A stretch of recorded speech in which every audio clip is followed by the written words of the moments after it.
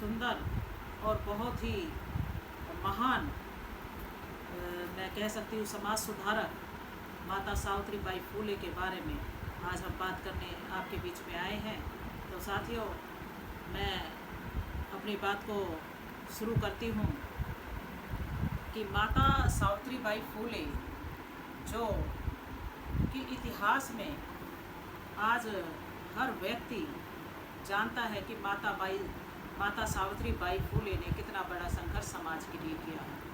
लेकिन उसके पीछे की पीड़ा, उसके पीछे के दर्द को हम लोग नहीं जानते हैं। तो मैं आज आप लोगों को ये बताने जा रही हूँ कि कितना कठिन संघर्ष है माता सावित्री बाई फूले का। माता सावित्री बाई फूले ने समाज के लिए जो किया है वो कितनी जो है पीड़ा उठा करके उन्होंने हम सबको अधिकार, हक और ये सब चीज़ें दे के माता सावित्री बाई फूले गई हैं। तो माता सावित्री बाई फूले का जन्म मैं उनके जन्म से शुरू कर रही हूँ। 3 जनवरी 1831 को हुआ था और वो जो है नवा गांव, जो तहसील खंडाला, जिला सतारा, महाराष्ट्र में हुआ था। सावित्रीबाई फूले के पिता का नाम खंडूजी नवेसे पाटिल था और माता का नाम लक्ष्मीबाई नवासे था। वह अपने माता पिता की सबसे बड़ी बेटी थी और 9 साल की अवस्था में ही माता सावित्री बाई फूले की शादी महात्मा ज्योतिराव फूले के साथ करा दी गई 1840 ईस्वी में। सावित्री बाई फूले की शादी के बाद वो अपने घर से, वो अनपढ़ थी तो बहुत गरीब घर से थी और माली समाज से जो है माता सावित्री बाई फूले और पिता ज्योतिराव फूले आते थे। तो उनकी जो शादी होने के बाद में उनकी जो शिक्षा है वो महात्मा ज्योतिराव फूले ने अपने घर के अंदर ही उन्हें पढ़ाना लिखाना शुरू कर दिया। जब माता सावित्री बाई फूले पढ़ रही थी तो उनके साथ साथ उनके जो ससुर थे, उनके ससुर के बहन एक रिश्ते में लगती थी जिनका नाम था सगुना शीर उनका नाम था। वो भी सावित्री बाई फूले के साथ साथ शिक्षा लेने लगी पिता ज्योतिराव फूले से। और इस तरीके से, क्योंकि महात्मा ज्योतिराव फूले की जो माता का देहांत छोटी उम्र में, जब महात्मा फूले थे तो उनका देहांत हो गया था, तो उनकी जो ये उनके पिता की जो दूर की बहन थी उन्होंने उनकी देखभाल की और उन्होंने उनका लालन पालन किया। और उनकी जो लालन पालन करने वाली जो माता थी उनको मराठी भाषा का बहुत अच्छा ज्ञान था, बहुत अच्छे से वो मराठी जानती थी और उन्होंने पिता ज्योतिराव फूले को भी और माता सावित्री बाई फूले को भी मराठी का बहुत अच्छा उन्हें सिखाया, पढ़ाया। तो साथियों, यहाँ पर जो माता सावित्री बाई फूले को महात्मा ज्योतिराव फूले पढ़ाते थे तो वो कहते थे कि हमारे समाज में, हमारे देश के अंदर लड़कियों को पढ़ने लिखने के अधिकार नहीं हैं, तो सावित्री आपको इन चीज़ों पर काम करना है। तो बड़ा उस वक्त आज हम सोचते हैं तो बड़ा आश्चर्य होता है, लेकिन फिर माता सावित्री बाई फूले को जो है वहीं के एक पूना के अंदर एक मिचेल नामक एक मिशनरी स्कूल था जिसकी स्थापना 1840 में हुई थी। तो उस स्कूल के अंदर माता सावित्री बाई को 3री कक्षा में पढ़ने के लिए दाखिला दिला दिया गया और अध्ययन करते करते वो जब पढ़ रही थी वहाँ उन्होंने अंग्रेजी भाषा का बहुत अच्छे से उन्होंने ज्ञान लिया, बहुत अच्छे से उन्होंने वहाँ पर अंग्रेजी सीखी और उनके साथ सगुना बाई भी उनके साथ ही वहाँ पर अध्ययन कर रही थी, पढ़ाई कर रही थी। जब वो वहाँ पर अध्ययन कर रही थी तो उसी दौरान क्या होता है कि सावित्री बाई फूले ने एक निग्रो की दास्ता एक के विरुद्ध एक संघर्ष एक लेखक ने लिखा था। उस लेखक का नाम था थॉमस क्लार्कसन की जब माता सावित्री बाई फूले ने जीवनी पढ़ी, उनके संघर्ष को पढ़ा, क्योंकि उन्होंने निग्रो के लिए कानून बनाए, उनके हक और अधिकार को दिलाने के लिए कानून बनाए थे। तो माता सावित्री बाई भी बड़ी प्रभावित हुई इन बातों से उनकी जीवनी को पढ़ कर के बहुत प्रभावित हुई और उन्होंने भी एक संकल्प ले लिया कि मैं जो है आगे चल कर के अब समाज के लिए, दबे कुचले लोगों के लिए काम करूंगी। तो सबसे पहले माता सावित्री बाई ने भारत के अंदर जो स्त्रियां सदियों से गुलाम थी, जिनको कोई भी हक और अधिकार नहीं था, तो माता सावित्री बाई ने सोचा कि क्यों ना मैं इन्हीं के लिए काम करूं। तो माता सावित्री बाई ने वहाँ पर अपनी पढ़ाई पूरी करने के बाद में पूना के अंदर 1 जनवरी 1848 को पहला जो है भारत के अंदर पहला स्कूल खोला। उस स्कूल में, हालांकि वो स्कूल जो है हमारे जो कमज़ोर वर्ग के जो लोग हैं उनके पास तो उस वक्त, जहाँ तक हम अच्छे मकानों की बात करें तो झोपड़ी हुआ करती थी। तो हमारी जो माता बाई सावित्री बाई फूले हैं, उन्होंने अपना जो पहला स्कूल है वो ब्राह्मण बस्ती के अंदर खोला, जहाँ पर जो है पूना के अंदर एक जगह है बुधवार पेट करके वहाँ एक जगह है, उसमें माता सावित्री बाई फूले ने वो स्कूल खोला। सावित्री बाई फूले ने जो स्कूल खोला वो उसकी जो है अध्यापिका बनी या उसकी टीचर बनी और वहाँ वो बच्चों को पढ़ाती थी और बाद में वो उसी स्कूल की प्रधानाचार्य यानी कि मुख्य अध्यापिका भी बनी। और वहाँ पर उस स्कूल के अंदर जो है ज़्यादातर बहुतायत से बच्चों की जो संख्या थी वो जो है ब्राह्मण बच्चों की संख्या ज़्यादा थी। वहाँ पर दबे कुचले समाज के बच्चे नहीं आते थे। तो फिर माता सावित्री बाई फूले ने देखा कि यहाँ पर जो हमारा जो स्कूल चल रहा है इसके अंदर जो गरीब वर्ग है उसके बच्चे नहीं आ पाते हैं। तो उन्होंने इसी बात को ध्यान में रख करके 15 मई 1848 को दूसरा स्कूल खोला, जो कि दलित बस्ती के अंदर खोला और वहाँ पर बच्चे पढ़ने के लिए आने लगे। लेकिन साथ साथ मैं बता दूं कि जब माता सावित्री बाई फूले बच्चों को पढ़ाने के लिए जाती थीं तो समाज में इन बातों का विरोध हुआ और समाज ने क्या काम किया कि समाज ने माता सावित्री बाई फूले को रोका कि आप अध्ययन या पढ़ाने के लिए ना जाया करें। जब माता सावित्री बाई फूले उनकी बातों को नहीं मानी तो उन्होंने क्या किया कि उन्होंने महात्मा ज्योतिराव फूले के पिता के पास जा कर के उनको कहा कि आपकी पुत्र वधू और आपका पुत्र समाज विरोधी कार्य कर रहे हैं, आप जितना जल्दी हो सके इन्हें रोक दें, नहीं तो आपके लिए अच्छा नहीं होगा। जब ऐसी बातें सामने आई तो ज्योतिराव के जो पिता थे गोविंद राव जी, उन्होंने कहा कि आज के बाद आप लोग पढ़ाने नहीं जाओगे क्योंकि समाज इन चीज़ों का विरोध कर रहा है और आपको हमें समाज में रहना है, हमें समाज की बातों को मानना है, तो ये अच्छी बात नहीं है। लेकिन माता सावित्री बाई फूले जो कि अपने मन में संकल्प ले चुकी थी कि मुझे दबे कुचले समाज को कुछ करना है, तो उन्होंने इनकी बात को नज़रअंदाज कर और फिर अपना जो है रेगुलर वो जो है स्कूल में जाती नहीं पढ़ाने के लिए। जब देखा कि ये बात यहाँ नहीं बन रही है तो समाज के लोगों ने पिता गोविंद राव के ऊपर और ज़्यादा दबाव बनाया कि या तो आप इन्हें रोक दें, अन्यथा नहीं तो आपको हम समाज से बाहर कर देंगे। तो ऐसी परिस्थिति में पिता गोविंद राव ने एक फरमान सुना दिया माता सावित्री बाई फूले को और पिता ज्योतिराव फूले को कि आप या तो घर में बैठ जाएं, अगर घर में नहीं बैठेंगे, नहीं मेरी बात को मानेंगे, तो आपको घर में रहने की कोई इजाज़त नहीं है। तो ऐसी परिस्थितियों में माता सावित्री बाई और पिता ज्योतिराव फूले ने घर छोड़ना उचित समझा, लेकिन समाज की सेवा से अपना जो है रुख नहीं मोड़ा। उन्होंने निरंतर समाज की सेवा करती रहे और मैंने बताया कि उन्होंने दूसरा स्कूल जो है 15 मई 1848 को खोला और उनकी स्कूलों में बच्चे आते रहे और निरंतर कार्य बढ़ता रहा। तो माता सावित्री बाई फूले ने बहुत ही जल्द पूना और उसके आसपास 18 और स्कूल खोले, जो कि वहीं पर पूना शहर और उसके आसपास के गांवों के नज़दीक लगते हैं। और मैं साथ साथ बता दूं, जो बाल हत्या यानी कि छोटा बच्चा जो पैदा होते ही समय उसका गला घोट करके मार दिया जाता था, ऐसी भी एक प्रथा जो माता सावित्रीबाई फूले ने उस पर भी प्रतिबंध माता सावित्रीबाई फूले ने लगाया। कैसे कि उस वक्त जो हमारा समाज इतना विकसित नहीं था और वहाँ पर लड़कियाँ जो है, लड़कियों को तो कोई अधिकार ही नहीं थे। तो जो हमारी भोली भाली लड़कियाँ, उनको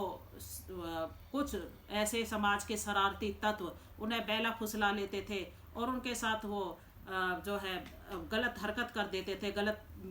उनके साथ व्यभिचार कर देते थे, जिससे क्या होता था कि वो बच्चियां जो है प्रेग्नेंट हो जाती थी और प्रेग्नेंट होने के बाद में वो समाज के डर से या तो वो बच्चे को जो है समय से पहले ही उसे मारने की योजना बनाते थे कि भाई किसी तरह ये बच्चा जो है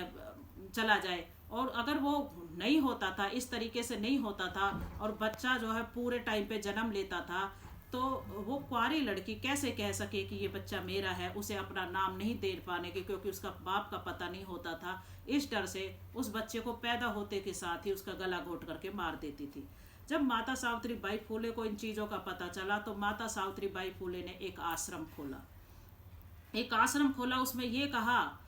कि आज से कोई भी मेरी माता बहन जो है इस तरह की बाल हत्या नहीं करेगी और जो बच्चा जन्म लेता है उसे यहाँ आश्रम में छोड़ देंगे, उसका लालन पालन की जिम्मेदारी हमारी होगी। और अब जो है हमारी लड़कियों को समझ जाना चाहिए, किसी की चिकनी चुपड़ी बातों में नहीं आना चाहिए और हमें जो है समाज को एक सही दिशा देने के लिए और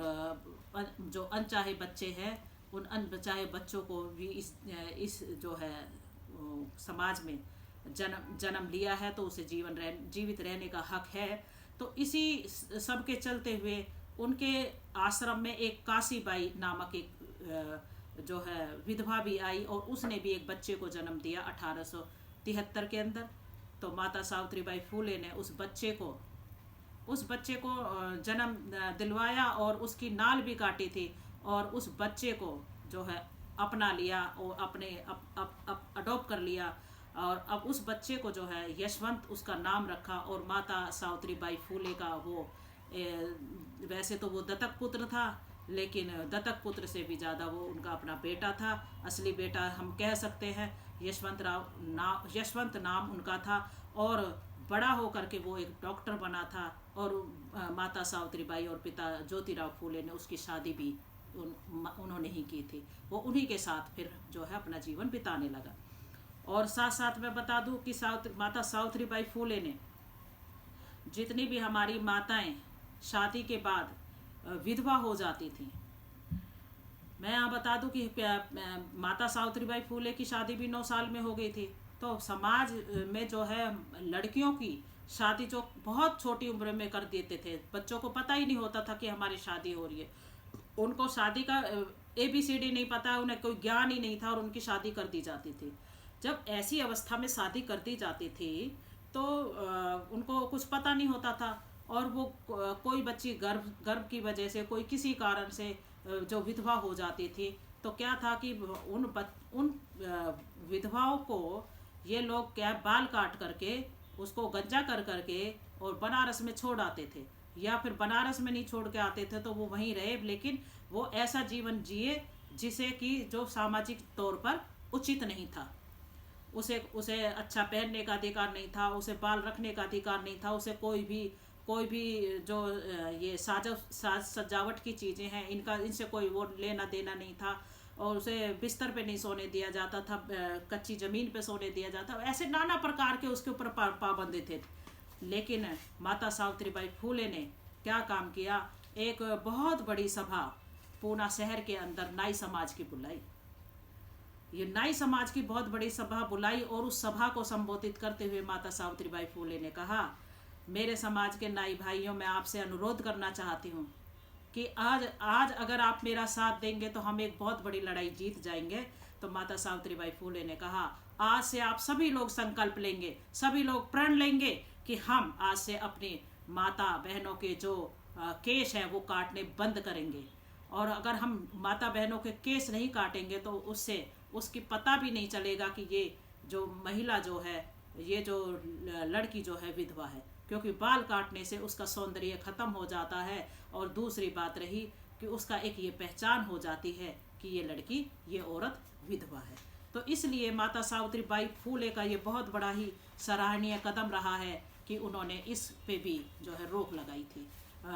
जो बाल काटने के ऊपर भी, विधवाओं के बाल काटने के ऊपर।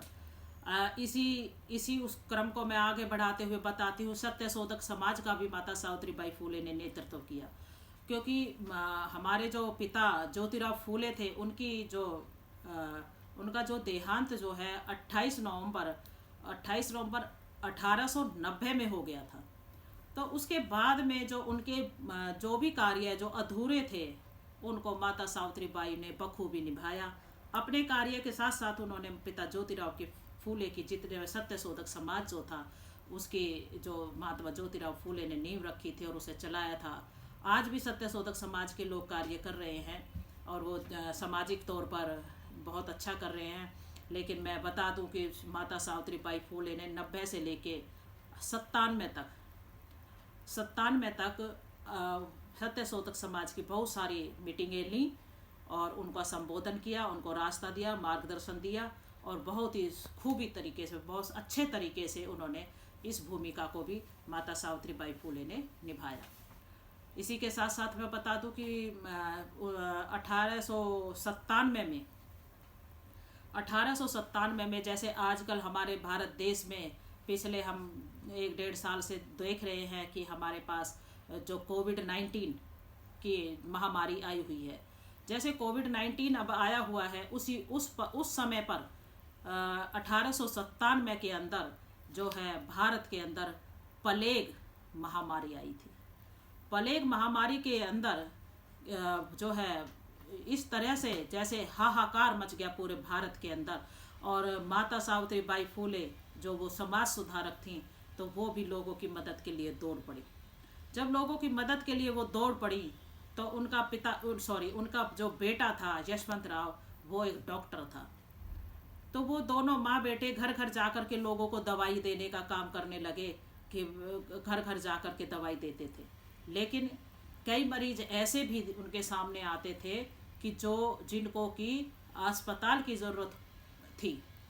तो माता सावित्री बाई और उनका बेटा, व्यवस्था इतनी ज़्यादा नहीं थी तो उन्हें अपने कंधे पर उठा करके अपने अस्पताल तक ले जाते थे और वहाँ उनका उपचार करते थे, उनका इलाज करते थे।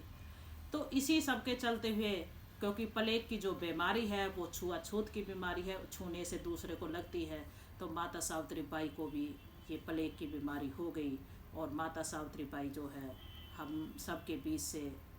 जो है 10 मार्च 1897 को हम सबको छोड़ करके चली गई। लेकिन मैं बता दूं कि जब माता सावित्री बाई फूले पढ़ाने के लिए जाती थी, मैंने इन बातों का अभी अब जिक्र नहीं किया जो, क्योंकि मेरे ज़्यादातर जो सम्मानित साथी जानते हैं इन बातों को, कि जब माता सावित्री बाई जब पढ़ाने जाती थी तो वो एक साड़ी अपने थैले के अंदर, अपने झोले के अंदर एक्स्ट्रा लेके जाती थी। क्योंकि जब वो जाती थी तो लोग उनके ऊपर कीचड़ पत्थर और फेंकते थे, मारते थे। तो माता सावित्री बाई फूले बड़ी दुखी भी होती थी, लेकिन फिर अपने संकल्प को याद करती थी और कहती थी कि भाइयों, तुम मेरे ऊपर गोबर पत्थर नहीं फेंक रहे, तुम मुझे ये विश्वास दिला रहे हो कि मैं सक्षम हूँ ये काम करने में, और मैं समझती हूँ कि आप मेरे ऊपर फूलों की बरसात कर रहे हो। तो इस तरीके से उन्होंने अपने पति महात्मा ज्योतिराव फूले के हर बातों को मानते हुए, कई बार माता सावित्री बाई फूले उदास भी हो जाती थी और सोचती थी कि भाई ये कार्य मैं क्यों करूं। लेकिन जब उनके पति महात्मा ज्योतिराव फूले उन्हें समझाते थे तो वह फिर दोबारा से उतनी ही ऊर्जा के साथ दोबारा से समर्पण के साथ वो जो है अपने काम पर लग जाती थी। और वो किसी के बातों में नहीं, वो केवल और केवल जो है समाज के लिए समर्पित रही, समाज के लिए काम करती रही। विपरीत परिस्थितियों में उन्होंने समाज के साथ जो है लड़ते हुए, अन्याय के खिलाफ लड़ते हुए निस्वार्थ भाव से उन्होंने सेवा की। अछूतों के लिए, महिलाओं के लिए, विधवाओं के लिए, पिछड़े वर्ग के लिए संघर्ष किया। उनका संघर्ष हमें याद करना चाहिए, हमें मानना चाहिए और उनके संघर्ष को हमें कभी भुलाना नहीं चाहिए कि उन 1800 ईस्वी में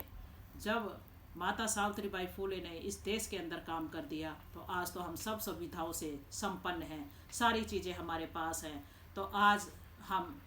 उनके बताए हुए मार्ग पर क्यों नहीं चल सकते? हमें माता सावित्रीबाई फूले के बताए हुए मार्ग पर चलना चाहिए। और मैं एक चीज़ और कह दूँ, अगर माता सावित्रीबाई फूले अगर किसी ऊंचे समाज में पैदा हुई होती तो आज इस देश की जो है बहुत बड़ा मान सम्मान उन्हें मिला हुआ होता। लेकिन जिस जाति में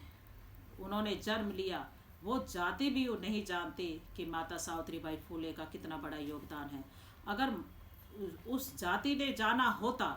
तो आज ये स्थिति तो ना होती, क्योंकि आज पूरे देश के अंदर टीचर्स डे, जिसे हम शिक्षक दिवस के रूप में 5 सितंबर को मनाते हैं, ये 5 सितंबर मैं समझती हूँ कि माता सावित्रीबाई फूले का इस पे हक है, क्योंकि वो हमारे देश की पहली महिला अध्यापिका थी और पहली जो है हमारे माता सावित्रीबाई फूले पहली हमारी अध्यापिका टीचर रही हैं। तो हमें वो जो शिक्षक दिवस का सम्मान है वो माता सावित्रीबाई फूले को देना चाहिए और माता सावित्रीबाई फूले इसकी हकदार है, ऐसा मैं मानती हूँ। और मेरे जो बुद्धिजीवी साथी हैं वो भी ये इस बात पर ज़रूर गौर करेंगे कि शिक्षक दिवस हमारा 3 जनवरी को मनना चाहिए। तो साथियों, ज़्यादा लंबी चौड़ी बात ना करते हुए और एक बात और बता दूं कि मैं राजेश कुमारी आपके बीच में हूं और मैं तो इन महापुरुषों के दर्द को अपने दिल में समेटे हुई हूं और इनके दर्द को समझ करके मैं पूना में, जहां माता सावित्रीबाई फूले का स्कूल है और वो आज खंडर हो रखा है, उसकी सीढ़ियों पे चढ़ेंगे तो लकड़ी की सीढ़ियां हैं, वो बीच बीच में से टूटी हुई हैं। वो जो बिल्डिंग है उसका वो झोपड़ा जो पूरा टूटा हुआ है, तो मैं वहाँ देख के आई तो मुझे बड़ा दुख हुआ। और माता सावित्रीबाई फूले का जहाँ घर है वो बहुत अच्छा फूलेवाड़ा उसे नाम दे रखा है, तो वहाँ पे भी वहाँ एक कुआं है, वहाँ माता सावित्रीबाई फूले का वो आज भी जैसे गाँव में जो गोबर से लीपते हैं उसी तरीके से लीपा हुआ है। तो बहुत सुंदर वो जगह है, मैं वहाँ पे भी गई। और हमारे राष्ट्रपिता ज्योतिराव फूले की जो समाधि है वो भी वहीं पे है। तो साथियों, मैं जब वहाँ गई तो मुझे बड़ा अच्छा भी लगा और दुख भी हुआ और वहाँ हमने वहाँ पर उनको नमन किया। तो मैं चाहती हूँ मेरे जितने भी बुद्धिजीवी साथी हैं वो बजाय कि इधर उधर ना जा करके अपने महापुरुषों के उन स्थानों को देखो जहाँ से हमें ऊर्जा मिलती है। तो साथियों, इन्हीं शब्दों के साथ जय भीम, जय भारत, नमो बुद्धाय।